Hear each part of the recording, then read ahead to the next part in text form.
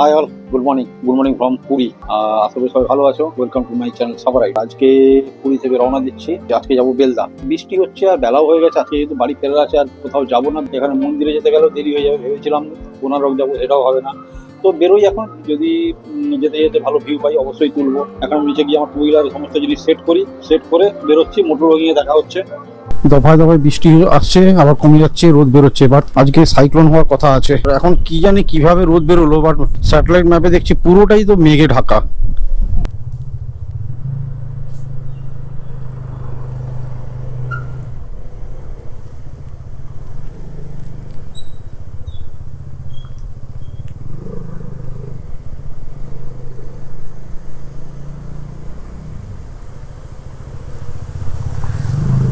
কালকে কি একটু দাঁড়ানো যেত না বৃষ্টিতে?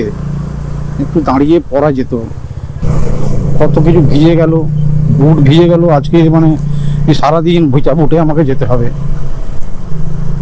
কলকাতা থেকে যত মানে আন্ডারউইয়ার বা মোজা এনেছিলাম সবই তো ভিজে গেল। যে সন্ধ্যাবেলা বাড়ি ফিরে যদি একটু মানে ঠাকুর দেখতে বেরোবো, সেটাই বা হবে কি করে কে জানে। চলে এসছি বিচের কাছে। আবার বৃষ্টি শুরু হয়ে গেল। বাট বিচে সমুদ্র পুরো উত্তাল। এগুলো কি বড় বড়?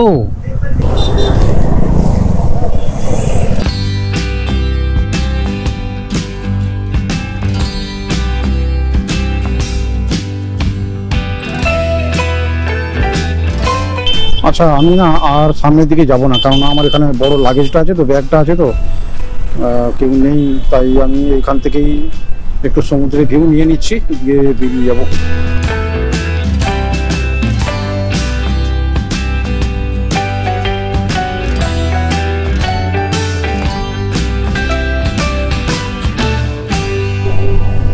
এখানে বেলদা দিয়ে দিই। 6 ঘন্টা 11 মিনিট। যদি 7 ঘন্টাই লাগে তাহলে এখন বাজে 9:30, 10:30, 11:30, 11:30, 1:30।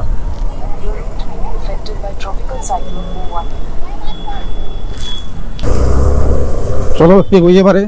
আজকে আর রেনকোট খুলবো না, কালকে শিক্ষা হয়ে গেছে। আজকে আর রেনকোট খুলবো না। তেল আর যথেষ্ট আছে। আপাতত 50-60 কিলোমিটার যাই, তারপরে তখন তেলের কথা ভাববো। মোটামুটি আজকে আমাকে 345 কিলোমিটার রান করতে হবে। টাইম লাগবে। ম্যাপে দেখাচ্ছে 6 আওয়ার্স লাগবে, বাট টাইম তো লাগবেই।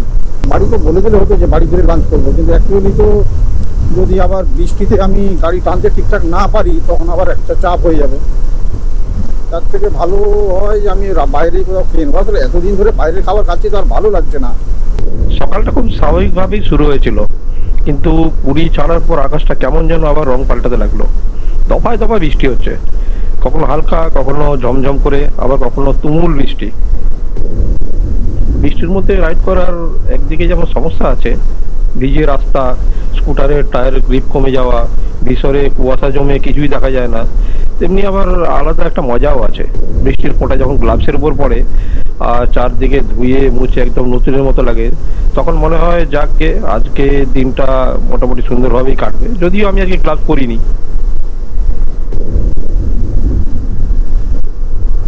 রাস্তা প্রত্যেক মুহূর্তে বদলাচ্ছে, কখনো 3 লেনের, কখনো 4 লেনের, কখনো 2 লেনের। বাট সাউথের রাস্তা মানে মাখন, পুরো মাখন।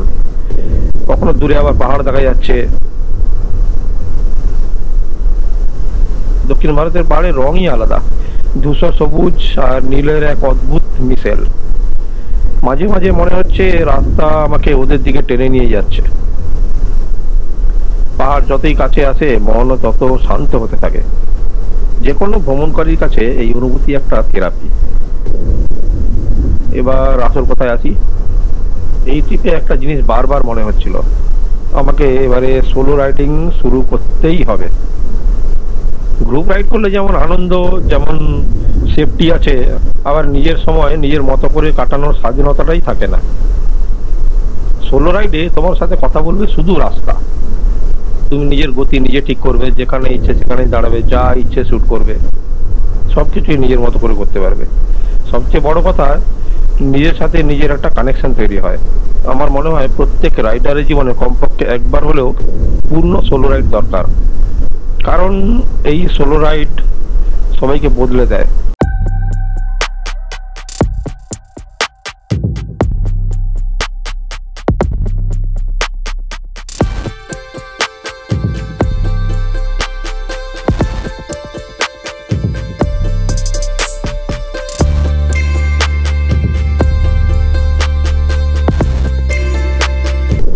স্কুটারে রাইড করা নিজের একটা আলাদা অনুভূতি আছে।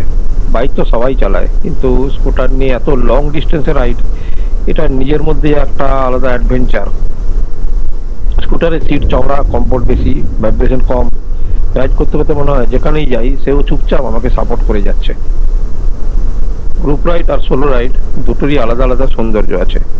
গ্রুপ রাইডে যেমন সারা পথ জুড়ে গল্প, হাসি, সিগন্যাল, ছবি তোলা, তেমনি আবার ক্লান্তি আসলে কেউ পাশে থাকে, কেউ কোল্ড ড্রিঙ্কস এনে দেয়, কেউ জিপিএস দেখে, কেউ ভিডিও করে। কিন্তু সোলো রাইডে এসব নেই। সোলো রাইডে তুমি পুরো একা। একদিকে মজা, স্বাধীনতা, আবার অন্যদিকে একটা কঠিন। সব সিদ্ধান্ত নিজেকেই নিতে হয়। তবে সোলো রাইডের প্রতিটা ভুল, প্রতিটা স্ট্রাগল, প্রতিটা বিজয় সবটাই তোমার। এই জিনিসটাই মনকে বড় করে। অনেকেই আমাকে জিজ্ঞেস করে মাঝে মধ্যে, স্কুটার নিয়ে নর্থ বেঙ্গল পাহাড়ে রাইড করা কতটা সেফ। সত্যি বলতে কি সেফ, যদি স্কুটারকে বুঝে চালানো যায়।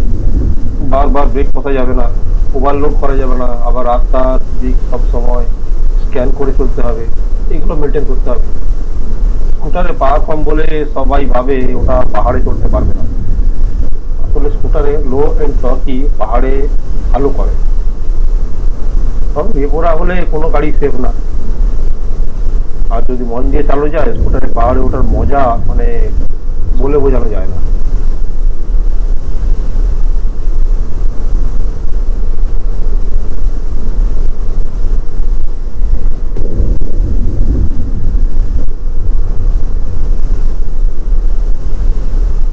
কি অবস্থা হয়েছে! যাক, আর ঘন্টা দুয়েকও নেই। আপাতত একটা রেস্টুরেন্ট পেয়েছি, রেস্টুরেন্ট না, হোটেল। দেখি অর্ডার দেই, কি পাওয়া যায় দেখি।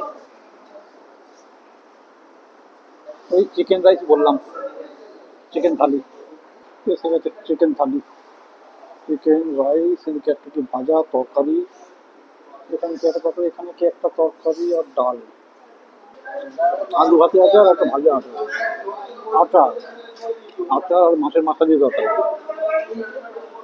আসলে দেখে বুঝতে পারছি না, থেকে বুঝতে পারলাম।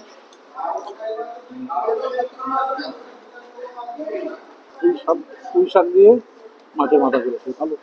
বাবা, চিকেনটা কি গরম!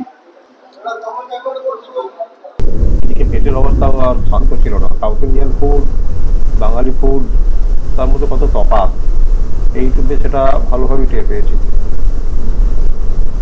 সাউথ ইন্ডিয়ান আইটেমগুলো হালকা, কম মশলা, কম তেল, পেটের উপর প্রেশার কম, দারুণ।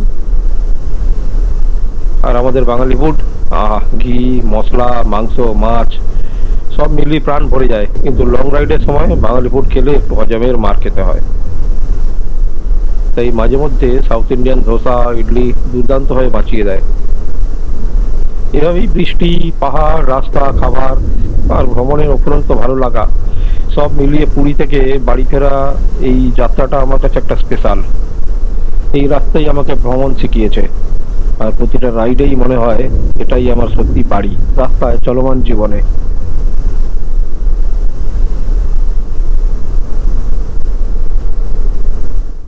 এই ছিল ভাইজ্যাগ সিরিজের লাস্ট এপিসোড। আর ভাইজ্যাগ থেকে বাড়ি ফেরার পরে প্রায় 1 মাসেরও উপরে কেটে গেছে, তারপরে আমি ক্যামেরার সামনে এলাম।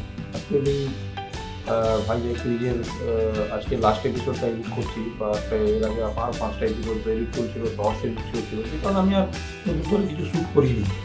এই সিরিজটা মানে পুরো ভাইজ্যাগ সিরিজটা কেমন লাগলো তোমরা একটু জানিও, কমেন্ট করে জানিও, তাহলে ভালো হয়। আর তোমরা যদি কেউ এই চ্যানেলে নতুন হও, এই সাফারি পরিবারের সাথে যুক্ত হয়ে যাও সাবস্ক্রাইব করে। আর সাবস্ক্রাইব করলে পরবর্তী মানে নতুন যে সমস্ত ব্লগগুলো আসবে সেগুলো তোমরা দেখতে পাবে।